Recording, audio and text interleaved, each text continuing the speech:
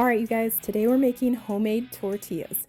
You'll need 4 cups of flour, 1.5 teaspoons of baking powder, 2 teaspoons of salt, 6 tablespoons of butter, or I like to use ghee, 2 cups of hot water.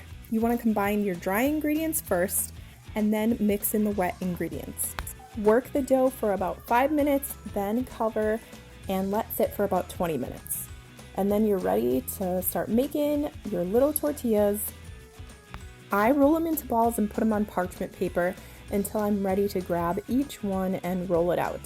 Now, if you had a tortilla press, these tortillas would look amazingly perfect, but since I don't, it's rolling pin for the win.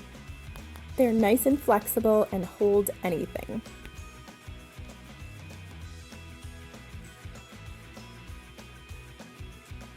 Now go make yourself some homemade tortillas, guys. They are way better than store-bought. See you guys later.